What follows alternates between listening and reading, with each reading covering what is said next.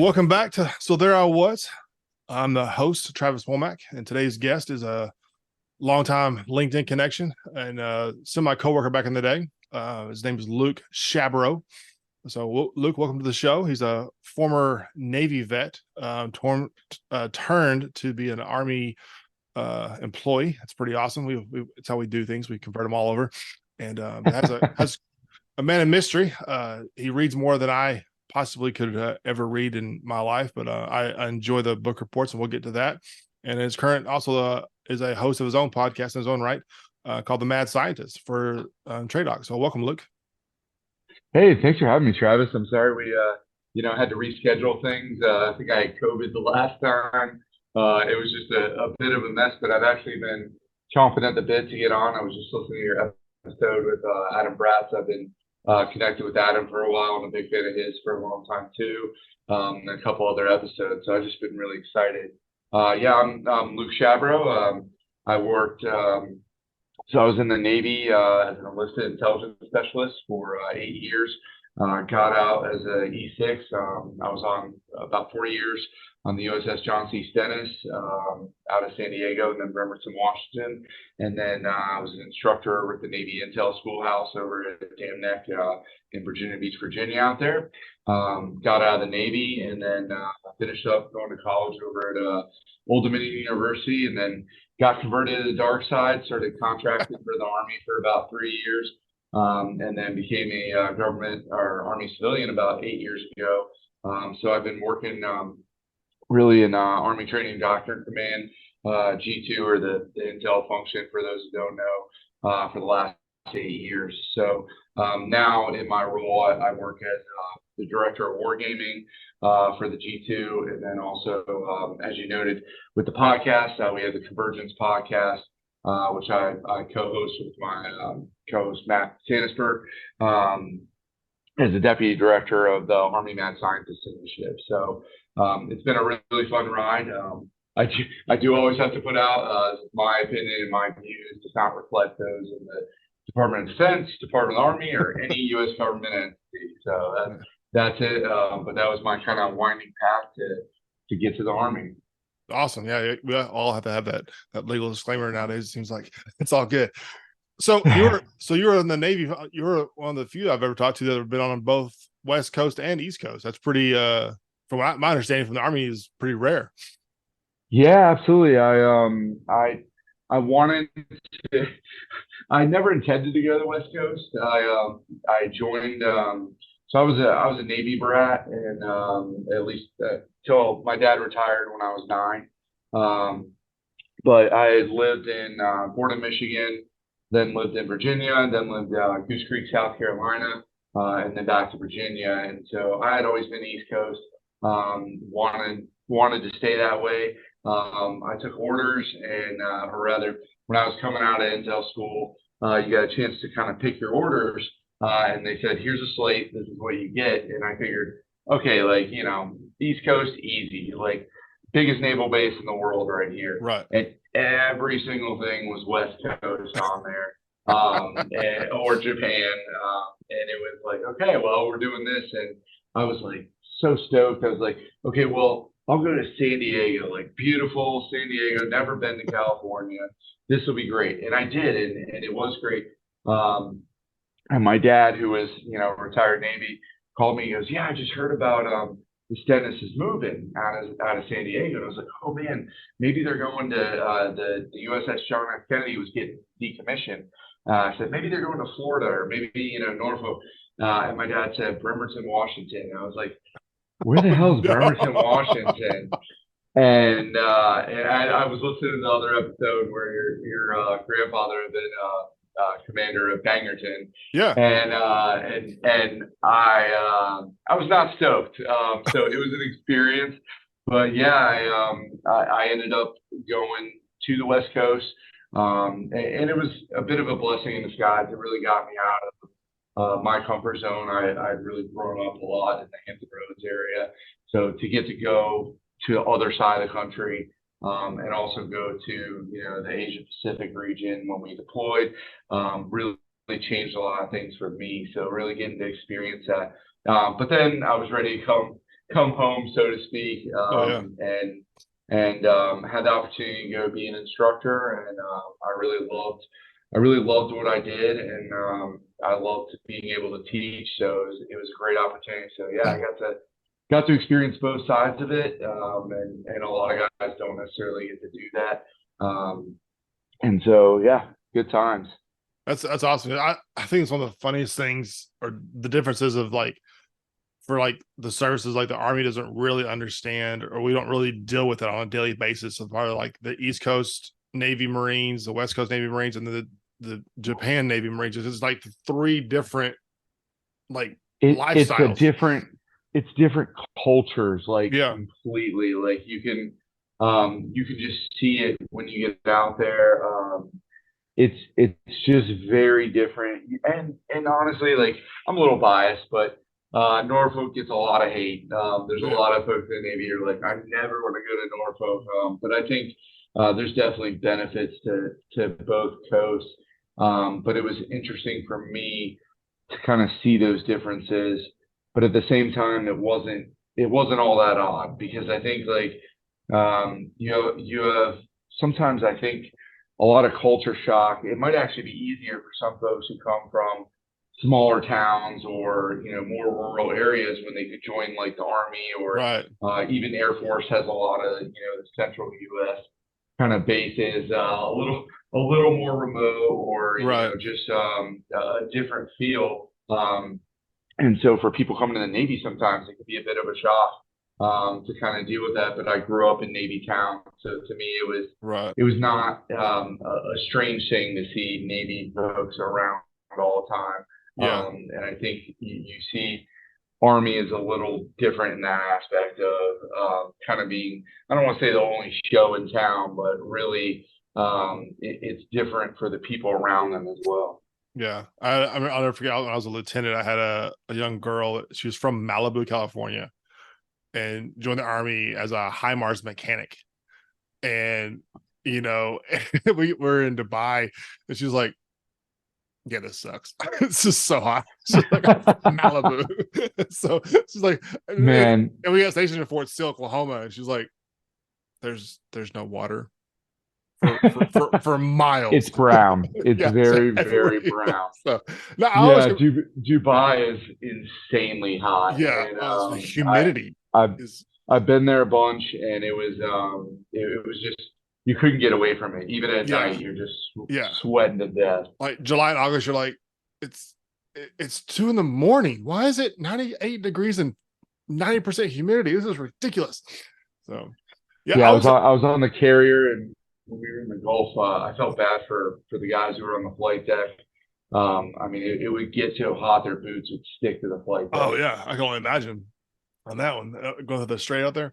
There's I always compare the different coasts though, is like, so I was airborne infantry for years, Yeah. and my first time to interact with like a non-airborne unit was in Iraq in '07, and we were with a striker unit. It was like, okay, this is the only thing I can compare it to. Is this just completely different methodologies, same war, same fight, same goal, but it's like, no, we'll just walk. And they're like, we don't walk ever. Like we have strikers. Like we get in the drive, and we're like, how does that work? Like you can see us like our brains were like, this is, you can we can just sit down. This is, I love this. Yeah, when I was a West Coast sailor, we had they used to call it Stennis hours, and when you're when you're out to sea, it doesn't matter. It's like it's 24/7.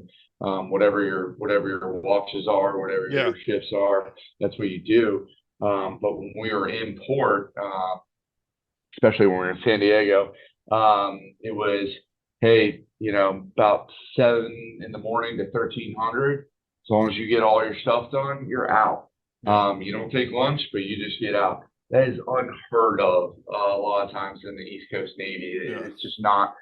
It's a lot more formal. It's just not the way things are done Yeah. nearly as much. So it's that kind of lax West Coast Yeah. attitude as opposed to the East Coast, where you can almost feel you're closer to the higher stars and everything that You're comes too with close to the it. flagpole. Yeah, So yeah, you're a little too close to the puzzle pal and stuff at the center. Yeah, it's funny because the Marines headquarters are in the West Coast, but I had a when I was in the career course um, for to be a logistics officer, um, we had a couple of Marines, like 4 or 5 Marines in our course with us, and the girl was in my class. She was an East Coast Marine. It's like, yeah, we call ourselves the real Marines because it said the ones that at because like apparently it is that is the my brain just stopped on the North Carolina uh Down in Lejeune. yeah, Lejeune. Thank you. My brain. I want to say Pendleton. That's West Yeah, Coast. yeah. So Lejeune is like they just everything's just rigid, and then like the Hollywood Yeah. Marines were the ones that are around. 29 Palms and Yeah, and then there's like all the those. Yeah. Japanese station ones, and like they kind of forget they have them from time to time. That's a whole other animal on So, Okinawa. yeah, I couldn't Yeah. imagine that. Wow. So that's crazy. Hey, but I want to hit on one thing. This is so much fun. So one of my favorite things has been watching your LinkedIn stuff, and you average almost a book a week, if not every about 10 days. It's pretty amazing. So I know a lot of the listeners I have are always looking for a good book. I always try to refer some good books out there and stuff. But what are you reading right now? Let's start there. So right now I'm reading I'm generally reading about 2 to 3 books at a time. And the reason for that is I tell people like, like people say, oh, you read a book a week or everything else. Because I usually try to aim between about 50 and 75 books a year. Yeah. Um, but I always have different media methods for that. So I always have an audiobook on, which I have about a 2 hour commute every day, 1 hour each way. And so I'm usually listening to an audiobook on there. I do it when I'm doing anything around the house. It's just a habit, especially when I'm traveling and everything else. I'll keep a book on the Kindle app or my Kindle. And then I'll also have like a paper copy book. So right now I'm reading The Third World War by Sir John Hackett. So it was a book that was written in, I want to say 1968. But it was basically about, I don't know if have you ever read World War Z?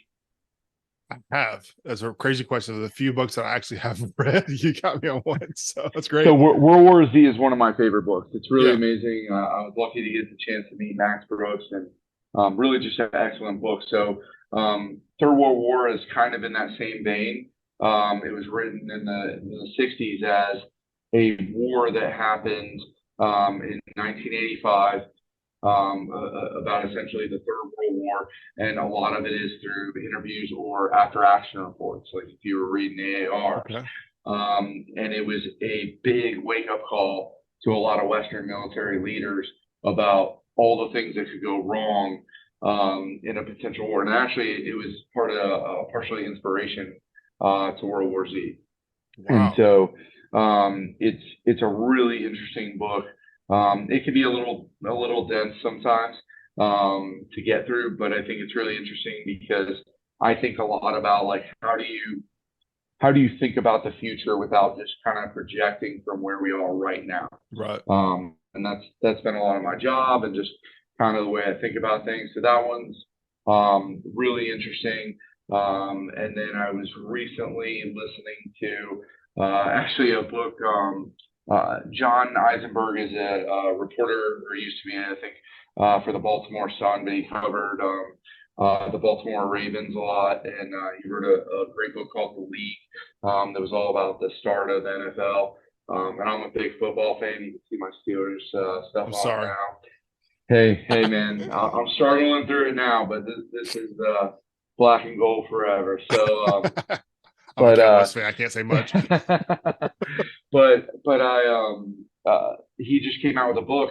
Just came out like maybe a week or two ago.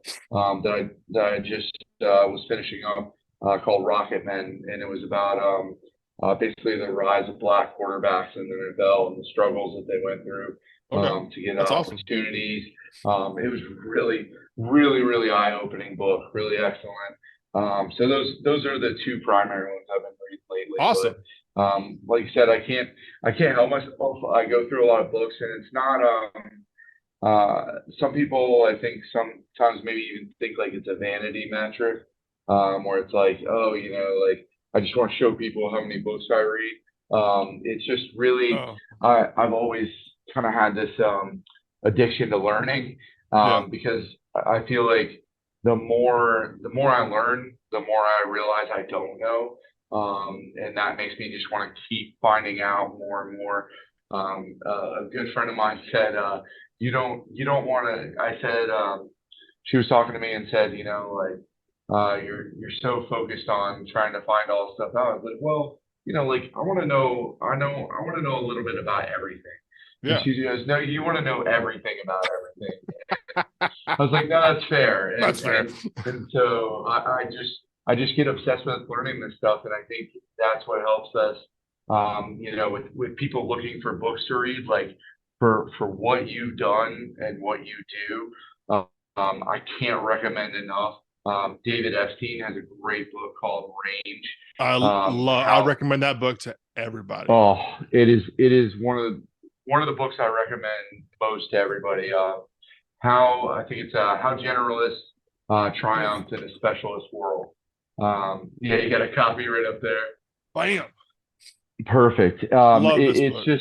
It's just so amazing, and I think it applies so much to the veteran community, Oh because yeah. we're asked to do this, right?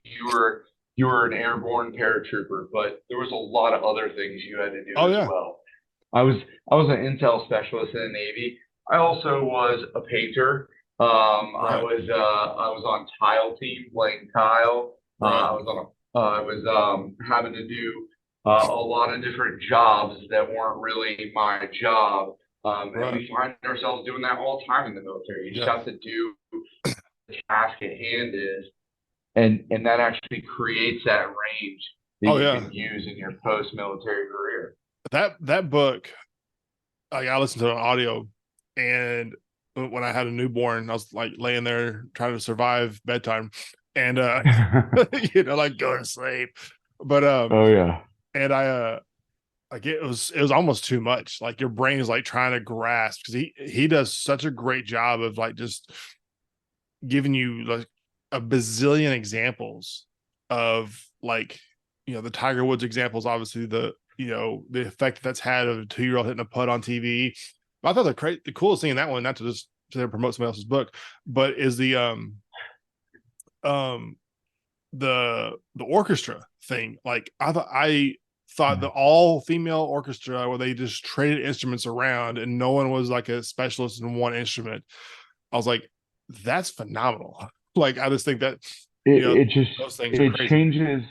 I think it really spoke to me because I feel like the way I've never felt like the absolute subject matter expert in anything, Right. or the top of the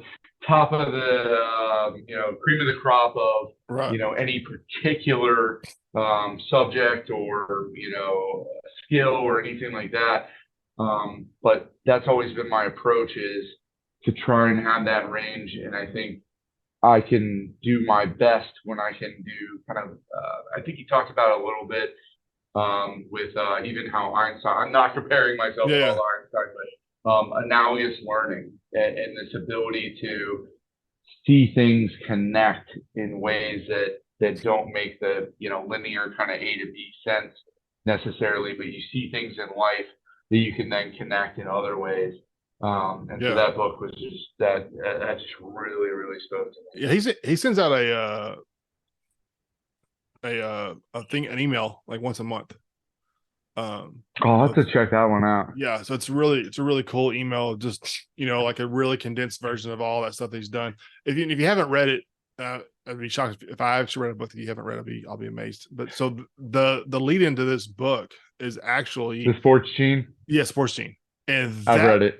so I have to, like, I've had to listen to the whole book twice, because like there's just so many data points. But the vision part of That's baseball, like whoever that doctor was, it was like talking about drafting or playing the Dodgers with back in the 80s, and said, oh, who should I play, what rookie should I play? It's like that guy, and he based the entire decision off of medical in vision, because I guess Mike Piazza had like 28 vision. Like it's like beyond perfect naturally.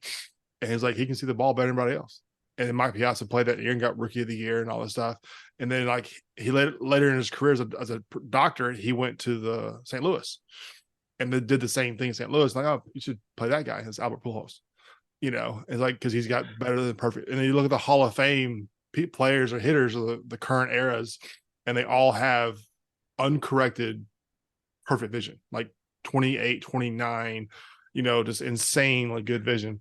The I thought, interesting one, the interesting one was the outlier in that, which was actually Babe Ruth. yeah, And they believe Babe Ruth was almost blind in one eye, and the overcorrection that he did, they believe potentially was a big part of his anticipation of being able to hit. But yeah, yeah, that book.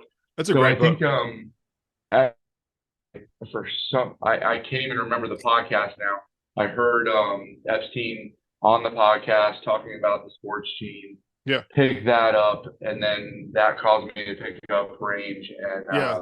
just a fantastic author. Well, he and Malcolm Gladwell are on a podcast together from time to time. Like Yeah, I might have Gladwell, heard that episode. Yeah, yeah, Gladwell has his own podcast. or one of those. I love Malcolm Gladwell's, like, Talking to Strangers is fantastic. And I love. I should say I used to love Malcolm Gladwell, yeah, and I still like him. But I had some issues with the Bomber Mafia, but that's a whole other podcast. yeah, that's a wrong podcast. But no, but it's awesome. I think what I love to highlight though is that um, I think there's a lot of soldiers and vets out there, which is what this podcast is designed for, that forget that our desire to learn should never stop. And I think the overarching veteran or current service member who's not currently reading stuff that your organization puts out, you know, like I had Ash Hess on there, he wrote the marksmanship thing. Well, I went through y'all's office at some point, y'all's Yep, building. absolutely. And it's like, I look at the pistol that the Army is using, and I'm like, I haven't been in a combat unit for years, so I'm like, how many people are actually reading that? And I hope a lot, for the sake of better marksmanship and pistol shooting and cleaning and maintenance and all those things. And I was a maintenance platoon leader. There's a lot of reading when you And, read those things. and there's at the risk of sounding too serious, but we're dealing with everything that's going on in the Middle Yeah. East right now, everything that's happened in Ukraine, and we have really the greatest pacing threat that we've had to deal with since the Soviet Union and China. Yeah. And in all reality, I think there's a lot of investment across the DoD in disruptive and emerging technologies, and that's all well and good. And I've been a part of both in my professional, but also on my own personal side with like Defense Entrepreneurs Forum and some other groups working the innovation pieces. And I think that's just critical. But in reality, there's likely not going to be a war winner. And what I mean by that is we're not going to be the first to get to the atomic bomb again. We're not going to be the first to dominate space. We're not going to be the first to get ahead of everyone when it comes to precision guided munitions, the way we saw that cascading victory in the Gulf War. That's not going to happen. There's too much democratization of technology. Now we have to invest in those things, and we have to figure out where we can win, and where we've kind of always won really is with our people, and that comes from learning. We have to have the best educated force out there, and I think obviously I can't speak in my official capacity, but even as a American citizen, I can say that TRADOC and the Army and the DoD as a whole puts out the best material when it comes to training and thought and critical thinking and military operations and all the enablers with that. But also, I would encourage all the soldiers, airmen, Marines, sailors, guardians, Yeah. um, all those service members to read not only the manuals and everything else, or even military history or everything specialized in your field, but read widely, man. Just Yeah. consume it all. And it doesn't, some people say like I'm not a book reader, and that's fine. There's a lot of people out there, but I think the opportunity through different multimedia that we've seen, not only in audiobooks that can help some people. Like I said, I turn through a lot of audiobooks. People think I'm nuts because I have mine at like 1.5 speed. Me too. But it started because I had one narrator that was like so slow, I just couldn't deal with it. Yeah. Cranked it up and then just got used to that. But there's what we're on right now. There's a bevy of podcasts out there. Yeah. Even there's been some great work like there's a group called, it used to be Fleet Writers Room, started with the Navy, but now they've expanded across the DoD. It's called Force Writers Room. Has created graphic novels Yeah. depicting future warfare. Yeah. Well, Really amazing it's kind stuff. of like So, Ghost Fleet's that way. It's kind of the concept of yep, Ghost exactly. Fleet. So, I've worked with P. Singer and Onyx Cole for a few years now, and say a few, really, it's been like 7 years. But they put out amazing stuff. There's just all these opportunities, and I think they're doing themselves a disservice if they don't try to engage with all those different types of media for learning. yeah. But again, keep it. I go back to the Epstein thing, like Yeah. Be focus on the broad. range. Don't worry about being specifically so great in your niche, Yeah. area. Let's just open it up and see what happens. Yeah. One of my dreams, if I can get that guy on this podcast, would be great. I've I've been trying for about a year to get Don Bentley. He's one of the he kind of took over the oh my brain just stopped. The Rainbow Six writer. Oh yeah, it took over the Tom Clancy Yeah, he's series. one of the co-writers for Tom Clancy. And well, Clancy obviously passed away, but so he's one of the keeping the legacy going. And Yeah, he's a former pilot in the Army, and so he's just a good writer. And he's gotten, I think amazing. he's on his third book in the Clancy line of keeping that storyline. That's pretty cool. I'm like, I gotta get you on here. That'd be so cool.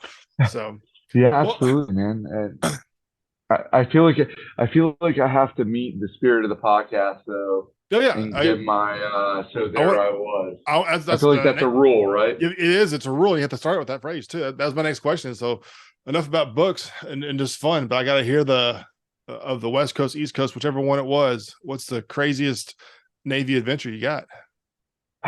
I don't know if it was, this wasn't necessarily the craziest Navy adventure, but this one just it still makes me laugh, and I love to tell people this story. And it wasn't really East Coast or West Coast, actually. It was Midwest. I was at Great Lakes, Illinois. Of all the Um, places.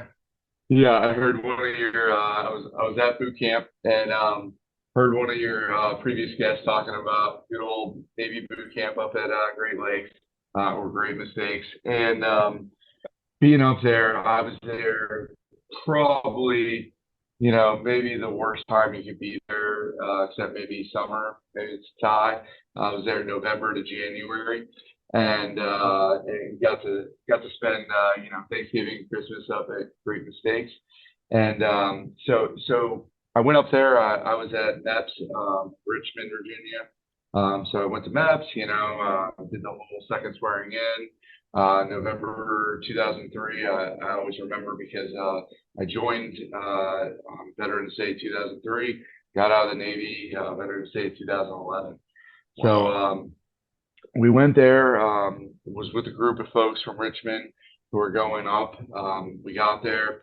So next morning, or next afternoon, whatever it was, fly out, get up to Chicago Airport, and they tell you to report up to the Navy office up there, just so you can hear the announcements. And we decide we're going to go get coffee at Starbucks before we go over and sign our lives away.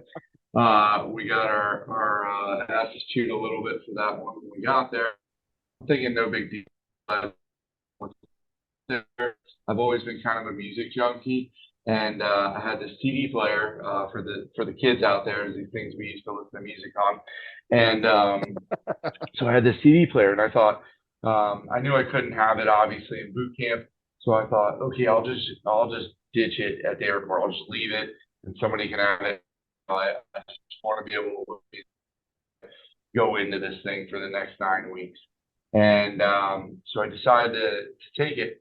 And then when we went to the office for the Navy, I thought we'd have a few minutes, but instead they dressed us down and had us all lined up. And I realized it was in my pocket. Uh, and I came in, we went on the bus to Great Lakes.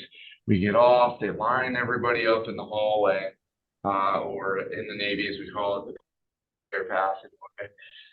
We're all standing there, and all of a sudden I hear, "Who's the fruitcake with the CD player?" And I had to go, "Me, petty officer." And so he comes over, the little trucker, we call him RDTs, comes over and ended up being pretty nice about it. He's like, "All right, fruitcake, you're going to put it on the ground so when I tell everybody to throw off their stuff, you don't break it." But I just always got a laugh out of A great that. My start. dad had told me before I went in, my dad had told me before I went in, he's like, "Don't worry about like trying to, star in boot camp and become like, leader of the division or whatever." He's like, "That stuff's a pain and it's not gonna be worth it. He cares That's once the you get out of worst. it." And so I was just, he's like, "If you're invisible, you're good to go." And I was like, man, I did not start off. I didn't make it the first hour. That's so true. So Like, that was my so there I was. But yeah, that was I had a lot of wild times in the Navy. It was a great time. My first deployment was really just a West Pacific cruise. So we ended up going to Australia, Sasebo, Japan, Kuala Lumpur, Malaysia, that's and awesome. that was about it. But it was a great experience, and then spent most of the next deployment because we were doing strike missions for Iraq and Afghanistan, so we spent most of it in the Gulf. But Yeah. on that one, kind of got to go to Singapore and Hong Kong, and a lot of other spots. So it was a great experience, and it was wild times out. But I think I was just listening earlier when to your episodes with other guys on there. And, I was just thinking about a conversation I had with a buddy of mine. We had served together. He was on the ship with me from 2004 to 2006, and lives out in Hawaii. And I was out there for a war game just last year, and we were sitting out on his patio, years talking and uh, talking about just also all the bad times in a movie. Like felt bad at the time, but kind of that like shared pain, that shared misery stuff, Yeah. and realized like you just never experience those times. I think that's one of the hardest things for veterans. I think is that you're never gonna probably have that bond with those group of guys or guys and gals that you have in the military. It's just Yeah. you can't, I've been a part of workplaces that are a little more sterile and kind of just professional, not really all that close. I've Yeah. been a part of workplaces that are really friendly and we all kind of just get along. Like right now, just a great team working together, but you don't have that bond Suffering. of being, yeah, just together all the time, Yeah. going through the same garbage.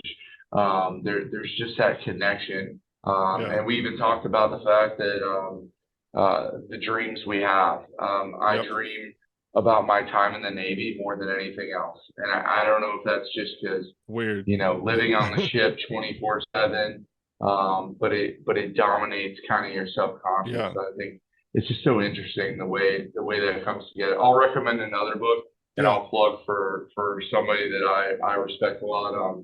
John Spencer wrote a great book called Connected Soldiers, um, which is really really good.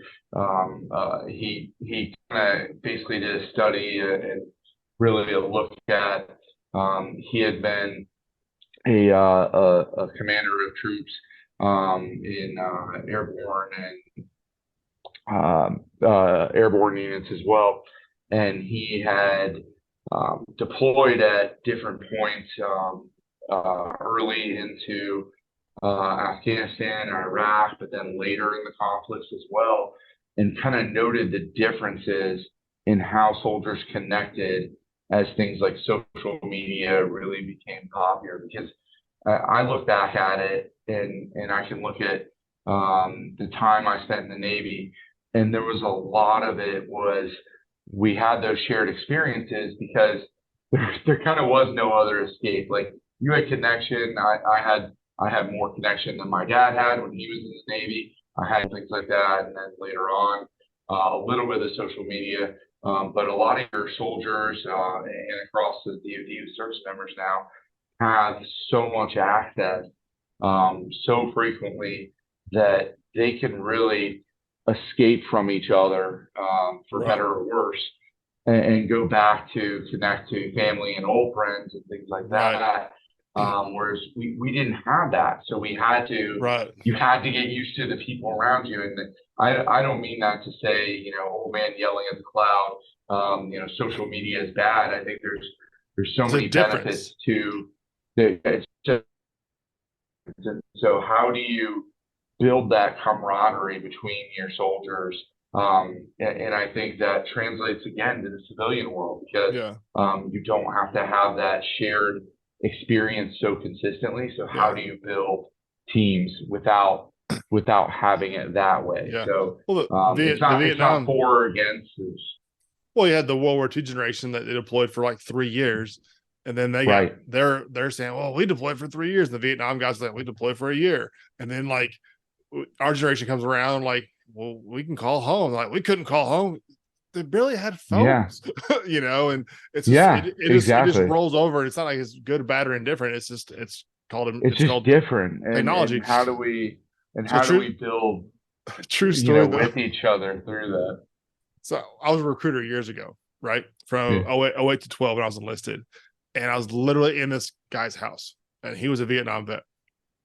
And his son was all about joining. And it was just super, or maybe his grandson. I can't remember. It was, he was 17. And he had legal authority to sign. And we're talking. Here I am, a 3-time combat infantryman in his in his house, and he said, "Well, when I was in basic training, we didn't call home and get our cell phones." And I was like, "Sir, with all due respect, cell phones didn't even exist. Like I we call that like improvement in technology. It's great. Like yes, Exactly. Yeah, I like think I I think deployed. about it, and yeah, It's exactly. I mean, when I was on a ship, and I was wanting to call home to my wife, right. um, I had to. They had these things on the carrier called a sailor phone, Yeah, and you paid if it was working, yeah. It's because always a caveat. sometimes it wasn't working. And if you were in, what on a Navy ship they call River City, which is like they cut off all kind of outside Yeah, communications. And I think Army units in Iraq and Afghanistan, I think had that too in the blackout blackouts. Yeah, so someone passed when you had away. They casualties shut or everything down. yeah, Yeah, yeah. So if it was working, it was 50 cents a minute, which is not yeah, inexpensive to a E3, and yeah. so 10 minutes it's I'm like broke. yeah, we're like, all right, we gotta get off. Let's keep this quick. And now I see, there are sailors a lot of times that have capabilities to FaceTime, Skype, Right, back home, it's great. not just call, but like do it and not have to pay for it. Right. I don't see that as my day, I have to do this, something like that. That It's would be awesome if I Yeah. was able to I'm do more that. jealous than I am back in my day. It's like, Yeah, hey, what was exactly. So when I I think so I deployed it was 05, 06, 07. And like I remember 05 Afghanistan, we had one phone, a satellite phone for the whole platoon. And we had a platoon oh. plus, and there's like 57 of us, and there's one phone. So like you're like setting your alarm for like 3 in the morning. So you're like, come on, it's my turn. I got this. Yes. Get in line, get in line, and it was like this big battle to call. And then like '06, we were on a big fob, but and it was like going to these call centers, and we're like, this is weird. Like a year ago, we didn't have this. And then in '07 on the surge, we're in Baghdad, and it's like crazy. It's kind of not a whole lot of improvement, but then I go to, years later, I go to OCS and come back. I'm in Dubai in 2013, and iPhones came out, and here I am FaceTiming my wife at the time every morning. Like it was our routine was just to talk every morning. Yeah, It's crazy. it's an absolute change, and I don't think, I we do ourselves a disservice Yeah. if we get on and say, Yeah. these kids don't even know. I have to ask you though. So you said you're on the ship from '04 to '06. Were you in the Oh, four Gulf? to 07. So were you July '06 or from July '06 through '07? But most of the fall of '06. Were you in the middle in the Gulf then? Not in the fall of '06. So, yeah. So we got to the Gulf. That was about deployed in January. I'd say we got to the Gulf around February of 2007. Yeah, because we were one of the few units, not to get about my escapades, but they actually got a call for naval gunfire, and it was freaking awesome.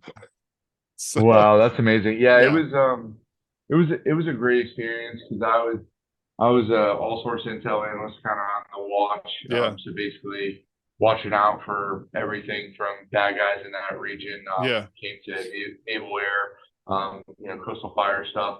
But we had a lot of guys on there who were running the strike missions, and we were really doing a lot of close air support for troops in contact, and yeah. that was a great thing in That's terms of, awesome. obviously don't want to have that happen, but It's war. That's to the nature see of the that, beast. yeah, to see that we were out there to be able to support them Yeah, was really fantastic. So that's that awesome. part, sometimes in the Navy, it very much felt like, um, especially in the OIS OES time period, Yeah, it felt like, curious about the Navy, like like, all right, the real forces here are busy yeah, fighting it out. Besides, like, obviously our naval special warfare folks, but right. it felt like that. So to feel like our ship was contributing to the fight right Yeah. then was really important. I thought it was great when you were talking to Adam about comparison of service and things like Oh yeah. that. I spent I don't know if you know Colonel Lisa Jester, um, who had gone through Ranger School. She works for the Talent War Group, but she had a great book come out called "Delete the Adjective." But she was put out a post recently on LinkedIn that talked about comparison of service, and we have this tendency to say, "I was just," especially folks like me who weren't, in combat arms, to say, I just did this. I was just that. And she was talking about taking that out of the language. And that's something I've had to work on because for a long time I felt like, man, I never put boots on the ground in Iraq or Afghanistan. I Yeah. was deployed, but never had a shot fired in anger at me. And for a long time, it felt really hard when people would say, if they saw I was Navy, you know, I don't wear a lot of like Navy stuff or things like that. Yeah. But when people would notice or say something and say thank you for your service, it was almost kind of embarrassing to me, Yeah. or I would feel kind of shame about like I wasn't fighting like I didn't really know what to say besides Yeah. thanks for your support, but Yeah. really just didn't made me uncomfortable. Yeah. And I think I've tried to tackle that over the last couple of years and just be like, you know what, I played my part as I was supposed to, and everybody has a part to play. And I think Yeah. the conversation you and Adam had helped out even more because you don't choose what period you're serving Exactly. in, what time period, or I think I can't remember if it was you or Adam said like it's not like hey, all right, so sign up for this team for the war next week. Right. Um, it, it, it, It's very true. It's actually funny you said that because the episode I'm releasing this Friday with a guy, he joined the army right out of high school, right after Desert Storm. And, Desert Storm was like, the fall of 95, wasn't it? And 91, yeah. 91, sorry, 91, I'm way off. Yeah. I'm thinking fifth grade for me. So that's where that five is coming from. And then, so he joined the army in May of 92 and got out in August of 01. And so he was never in there for the So big, he missed yeah. Desert Storm and got out a few weeks before 9/11. And he's like, and he's walking around as a vet. People like, thanks for your service. He's like, uh, um, he's it struggled with that exact thing. So that's what our Yeah. episode is coming out Friday. So it's a great lead in. So I appreciate that. So, but look, I'll let you go, man. This has been a whole lot of fun, and I Oh look man, forward. absolutely. I really appreciate you having me on. I can talk to you forever. We definitely could, but I have to do part two at some point for sure, and get some other people on here to enjoy it. So if you haven't subscribed, definitely subscribe, and we'd love to hear from you more. And Luke, good luck in your endeavors, and we'll definitely have to stay in touch.